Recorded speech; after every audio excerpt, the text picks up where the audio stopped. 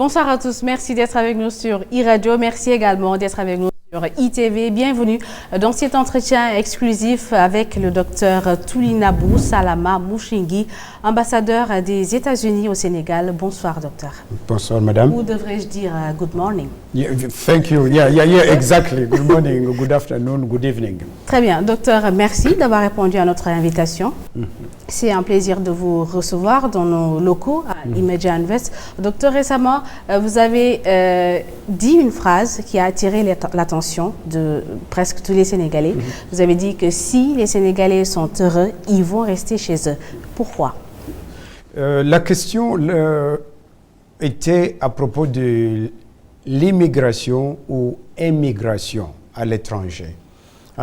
C'est une question qui intéresse tout le monde, qui préoccupe tout le monde, les pays dont les gens partent, mais aussi les pays qui reçoivent. Donc les pays qui sont en train de gérer leurs lois sur l'immigration et les pays d'où viennent les gens qui veulent immigrer. Ce que je voulais dire par là, c'était que nous tous, dans le monde, que ce soit aux États-Unis, que ce soit en France, que ce soit au Sénégal, nous tous, nous aimons rester chez nous. Nous voulons voyager légalement, nous voulons visiter les pays de l'étranger, mais nous tous, nous avons chez nous. Et il y a des lois. Ce que j'étais en train de dire, qu'il n'y a pas de raison de immigrer illégalement si on n'est pas désespéré. C'est ça que je voulais dire. Et pensez-vous que les Sénégalais sont heureux? Je crois, si on regarde ce que nous avons, le pays économiquement, 7% de croissance, 6 à 7% de croissance économique par an, quand même il y a beaucoup à être content, beaucoup à féliciter comment le pays est en train de progresser. Les citoyens sénégalais que je rencontre, c'est à vous, vous êtes sénégalaise peut-être, c'est à vous de me dire si les Sénégalais sont contents. Moi, je suis étranger, je suis là depuis 2 ans. Tout ce que je remarque, c'est que je sais qu'il y a des signes positifs sur le développement du pays. Très bien. Docteur, les États-Unis ont une politique extérieure principalement basée sur les liens commerciaux. Alors, quels sont les liens commerciaux entre le Sénégal et les États-Unis? En fait, ça c'est une de nos priorités, promouvoir les liens commerciaux entre les États-Unis d'Amérique d'un côté et le Sénégal de l'autre côté, mais aussi la Guinée-Bissau, parce que je suis accrédité auprès de la Guinée-Bissau aussi. Donc ça c'est une des priorités. Mais la deuxième priorité, il ne faut pas l'oublier, c'est au niveau de la sécurité.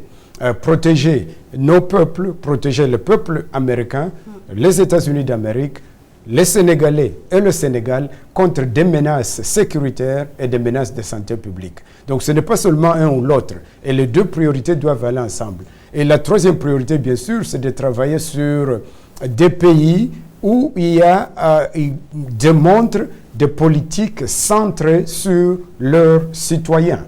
C'est ce que vous appelez ici le développement inclusif, qui revient à la première question, c'est l'immigration, que les gens doivent sentir que le pays est en train d'être développé et que tout le monde bénéficie de ce développement.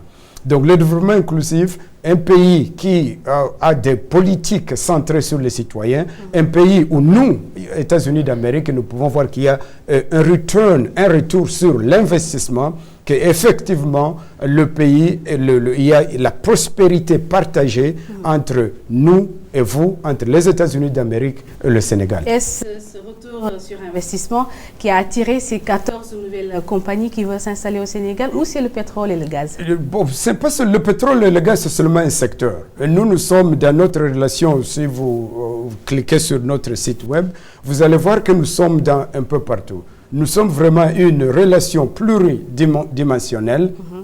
Et quand vous voyez ce que nous faisons à l'ambassade, de l'agriculture jusqu'à aujourd'hui, nous sommes là à ITV pour essayer le côté média, le côté communication, mais nous sommes d'un peu partout. Pour vous citer seulement quelques grands exemples, vous connaissez le Compact, bien sûr, le Millennium Challenge Corporation Compact, MCC, un paquet de 550 millions de dollars pour le Compact, où le Sénégal va contribuer 50 millions de de dollars, qui fait le total 600 millions de dollars dans l'énergie.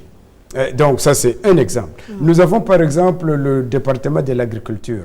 D'ici peu, nous allons clore un programme sur le mil qui va se terminer cette année. Mais nous allons commencer notre programme sur la chaîne de valeur des noix de cajou, un programme de 38 millions de dollars, qui est à peu près 22 milliards de francs CFA, qui est un programme régional sur la Guinée-Bissau, la Gambie et le Sénégal. Ça, c'est le département de l'agriculture seulement.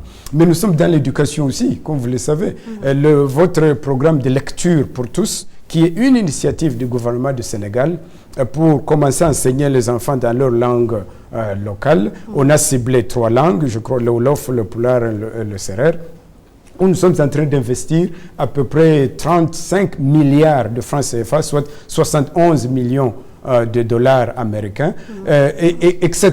Il y a beaucoup le programme de la sécurité, où vous nous avez vu entraîner les forces de sécurité sénégalaises et les forces de sécurité américaines travailler ensemble. Ça, c'est un programme qui continue. Les forces de maintien de la paix, vous avez un peu plusieurs de vos soldats qui travaillent dans les forces de maintien de la paix, par exemple au Mali, mais aussi dans d'autres pays, où nous travaillons ensemble pour leur formation. Très bien, excellence. Alors, un autre sujet qui passionne forcément les Américains, qui passionne également les Sénégalais, le djihadisme. Alors, vous, en tant que diplomate américain, quel regard avez-vous aujourd'hui sur l'expansion des djihadistes dans le Sahel? Bon, pour nous, la discussion que nous avons aux États-Unis, c'est que le terrorisme affecte tout le monde. Grand pays, petit pays, pays riche, pays pauvre, pays du Nord, pays du Sud, de l'Est, de l'Ouest, du Centre. Le terrorisme nous affecte tous. Et dans ce cas-là, ce que j'aime dire, c'est que nous tous, nous devons travailler ensemble. Nous devons combiner nos efforts pour lutter contre ces fléaux. L'expansion du djihadisme, ça, ce n'est pas nouveau. Ça, c'est dans les médias un peu partout. Donc, qu'est-ce que nous faisons? Nous devons souder les coudes avec d'autres amis. Un pays comme le Sénégal, nous voulons que le Sénégal soit un exportateur de la sécurité. Et donc, un pays comme le Sénégal, un partenaire fiable comme le Sénégal, nous sommes très contents de l'accompagner, de continuer à voir qu'est-ce que nous pouvons faire ensemble, le Sénégal, les États-Unis d'Amérique, pour combattre ces fléaux. Et l'armée américaine intervient-elle dans le Sahel pour aider les pays à lutter contre le terrorisme? Oui, nous sommes là, nous sommes un peu partout, comme vous le savez. Par exemple, nous contribuons plus de 100 millions de dollars pour le G5. Ça, c'est bilatéral pour les pays de G5. Mais aussi, nous continuons à travailler avec nos partenaires, à s'entraîner ensemble. Dans ce domaine-là, ce que nous visons, c'est les 3 points. Donc, nous avons la formation, nous avons l'équipement et nous avons les renseignements. Et avec des pays partenaires comme le Sénégal, nous essayons de travailler dans ces 3 domaines avec leurs forces de sécurité. Très bien. Alors, le Sénégal peut-il attendre une base militaire américaine? Vous voyez, les bases militaires, nous sommes là comme invités du Sénégal. Donc, nous travaillons avec le pays hôte. Le pays hôte, nous discutons ensemble pour voir ce dont nous avons besoin, ce dont le pays hôte a besoin, et puis on décide. Je ne peux pas m'asseoir ici et faire des proclamations sur ces sujets-là. Parce que la question m'invitait pour... A-t-il invité les États-Unis à avoir une base militaire? Mais vous serez la première à savoir, parce que vous êtes dans les médias. Vous allez me l'annoncer peut-être. Non, on ne parle pas de base militaire. Nous parlons beaucoup de la capacitation des forces locales. Nous transférons les capacités, nous travaillons avec les forces de sécurité sénégalaises. C'est à eux de défendre leur pays, c'est à eux de défendre leurs citoyens. Et nous, comme amis, nous sommes là pour les aider s'ils ont besoin d'aide. Très bien. Alors, pour finir, docteur, vous êtes venu visiter une maison de presse. Alors, comment trouvez-vous la situation des médias au Sénégal? Je suis franchement très impressionné par les médias ici, par la presse ici au Sénégal. Chaque chaque matin, moi personnellement, à mon bureau, je reçois à peu près 3 ou 4 journaux. Mais je sais que mon bureau qui s'occupe des médias reçoit plus que ça. Mais ça, c'est seulement la presse écrite. Mais nous avons la presse en ligne, nous avons les télés, etc.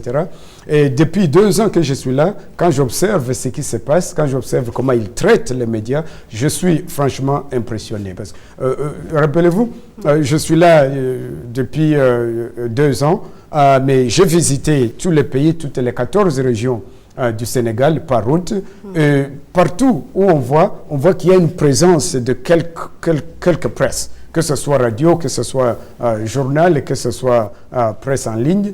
Et les discussions, par exemple, quand nous avons observé les élections présidentielles la dernière fois, où il y avait, je ne sais pas combien de candidats, et la presse devait traiter tous ces candidats. Et quand on regardait comment vous traitiez les nouvelles, c'était vraiment une presse qui a montré une certaine maturité de traiter de tous ces sujets qui ne sont pas faciles. Et puis avec peu de moyens. Parce que d'ici jusqu'à Kédougou, s'il faut se déplacer là-bas pour aller couvrir les candidats qui fait ça, ce n'est pas si évident que ça. Mais ils étaient un peu partout, ils ont accompagné tous les candidats partout où ils allaient et ils ont pu partager ce qu'ils ont appris avec la population pour aider la population à faire leur choix de candidat ou de l'élu qui va diriger le pays et qui va nous concerner nous tous. Vous, la presse, nous, les diplomates, tout le monde qui habite au Sénégal et qui habite Vous avez visité les locaux de médias, vos impressions? Oui, j'ai visité les locaux de votre média ici. Bon, c'est impressionnant. D'abord, c'est clean, c'est propre, c'est nouveau. Il y a de nouvelles machines, presque dernière génération. Non, je suis impressionné. Mais vraiment, pour moi, ce qui m'a beaucoup impressionné, c'est la qualité des gens que j'ai rencontrés. Les expériences qu'ils ont dans ce domaine, mais aussi comment tous travaillent ensemble, comme nous disons, Niofar. Il y a des gens qui sont là depuis longtemps, il y a de nouvelles personnes, et c'est ce que nous sommes en train de pousser, c'est de construire ce pont entre les différentes générations. La génération, votre génération qui a des téléphones partout avec eux, et notre génération qui allait chercher le journal à la porte, etc., à l'entrée de la maison, et regarder la télé et écouter la radio. Et vous êtes en train de construire ce pont entre ces deux générations, et nous vous félicitons beaucoup de ce que vous avez pu accomplir jusqu'à présent. On m'a dit que c'est assez récent, mais il y a quand même des objectifs. On voit qu'il y a une trajectoire où vous voulez aller, et c'est pourquoi j'ai tenu à venir vous rendre visite. Excellent. Et au nom du peuple américain, bien sûr, nous sommes très contents d'accompagner les médias, parce que nous tous, que ce soit les Sénégalais, que ce soit nous, les étrangers qui habitons ici, nous avons besoin de vous pour nous donner les renseignements, pour nous donner les informations, pour nous aider à faire notre travail. Excellency, thank you very much. Okay, thank you very much. Merci également à vous, chers téléspectateurs et chers auditeurs. Je rappelle que nous recevions le docteur Toulinabou Salama Mouchengi, ambassadeur des États-Unis au Sénégal.